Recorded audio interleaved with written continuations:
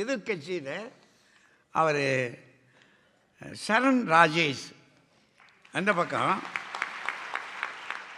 இவர் அட்லாண்டாவில் ஒரு கல்லூரியில் முதுகலை படிப்பு படிச்சுக்கிட்டே இருக்கிறார். இவர் இந்த ஊர்லேயே பிறந்து வளர்ந்தவர், அதனால் இந்த ஊர் விவகாரம் எல்லாம் தெரியும் அவருக்கு. ஏன்னா இந்த ஊர்லேயே பிறந்து பழந்திருக்கார் இல்லையா. வாங்க வாங்க.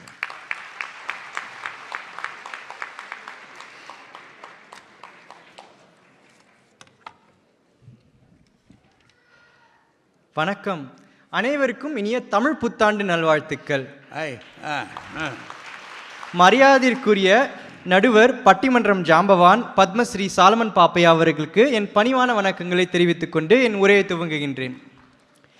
இப்போ எதிர் அணியில் காவியா அவங்க ரொம்ப நல்லா பேசியிருக்காங்க, ஆனால் தெரியாதனமா நம்ம சைடுக்கே பேசியிருக்காங்க. நான் இப்போ பிள்ளைங்க வளர்ப்புறது ரொம்ப கஷ்டம்னு சொல்லியிருக்காங்க. இப்போ மற்றவங்க பசங்களெல்லாம் இவ்வளோ கிளாஸுக்கு சேர்த்து விடுவாங்க, ஆனால் நம்ம மட்டும் தனியாக நம்மளாம் கிளாஸுக்கெல்லாம் சேர்க்க மாட்டோம்னு இருப்போமா? எல்லாரும் மற்ற பிள்ளைங்களாம் நல்லா படிக்கிறாங்க, நம்ம பிள்ளையும் நல்லா படிக்கணும்னு வைப்போம்ல, அதனால தான் சொல்கிறேன்.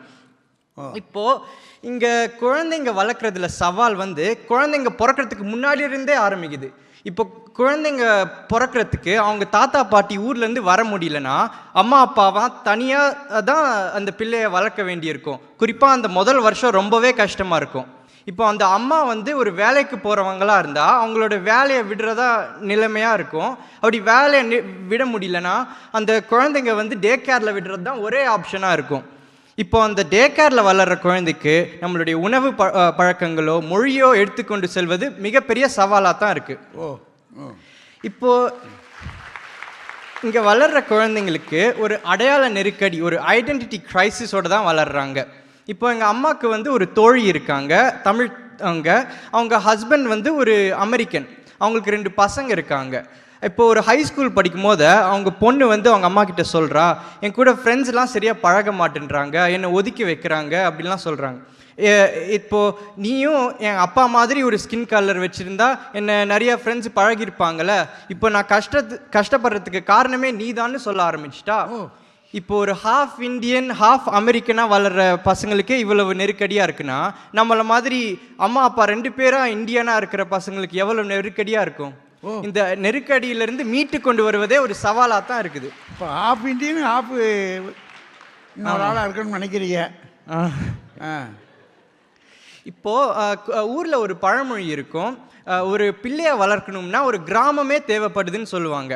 இப்போ ஊரில் நம்ம இந்தியாவில் வளர்கிற குழந்தைங்களுக்கு அவங்க தாத்தா பாட்டி மாமா சித்தி சித்தப்பா எல்லாரும் பார்த்து தான் வளருவாங்க. ஆனால் இங்கே வளர்கிற குழந்தைங்க வெறும் அம்மா அப்பாவை பார்த்து மட்டும்தான் வளருவாங்க. அதனால் மற்ற உறவினர்களை சொந்தக்காரங்களாம் சந்திப்பதற்கு ஒரு வாய்ப்பே கிடைக்காது. அதனால் நம்ம அடுத்த தலைமுறைக்கு நம்மளுடைய உறவுகளுடைய முக்கியத்துவத்தை கொண்டு செல்வதற்கு மிக சவாலாக தான் இருக்குது. இப்போது இந்தியாவில் பள்ளிகளில் என்ன எக்ஸ்ட்ரா பாடம்லாம் எடுப்பாங்க? ஒரு நல்லொழுக்க பாடம், உடல் கல்வி பாடம், அந்த மாதிரி எக்ஸ்ட்ரா பாடம் எடுப்பாங்கள்ல. ஆனால் எங்கள் நாட்டில் பள்ளிக்கூடத்தில் என்ன பாடம் எடுப்பாங்க தெரியுமா? ஸ்கூல் ஷூட்டிங்ஸ்லேருந்து தப்பிப்பது எப்படின்னு வருஷம் பாடம் எடுப்பாங்க. நம்ம குழந்தைங்களை ஒரு போர்க்களத்துக்கு அனுப்புகிற மாதிரி தயாரிப்பாங்க. போன வருஷமே 300க்கும் மேலான துப்பாக்கி சூடு சம்பவங்கள் நடந்திருக்கு நம்ம அமெரிக்க பள்ளிகளில். இப்போ பள்ளிகளை கூட விட்டுருக்கேன், கல்லூரிக்கு வருவோம். இப்போ இந்த வருஷம் ஆரம்பிக்கிறதுலேருந்து இன்னைக்கு வரைக்கும் ஒரு 3.5 மாதத்துக்குள்ளேயே 12 இந்திய கல்லூரி மாணவர்கள் கொலை செய்யப்பட்டிருக்காங்க.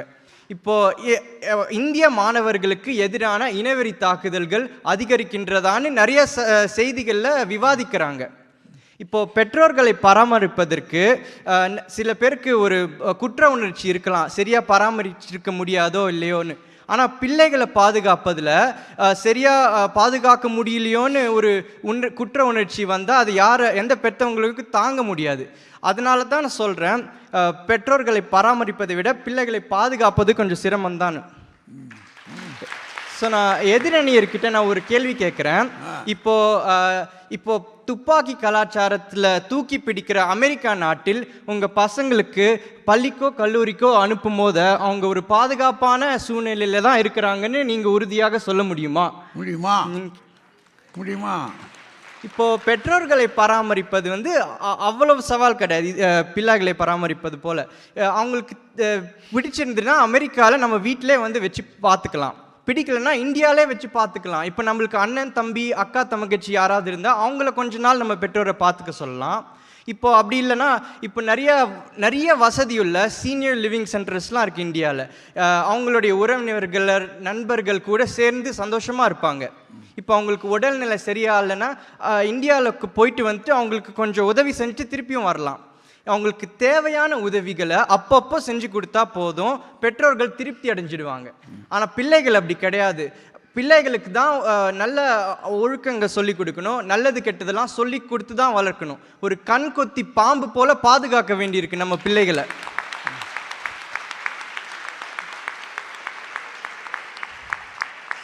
ஸோ எழுப்பிறப்பும் தீயவை தீண்டா பழிப்பிறங்கா பண்புடைய மக்கட்பெறின், இந்த வள்ளுவர் சொன்ன மாதிரி ஒரு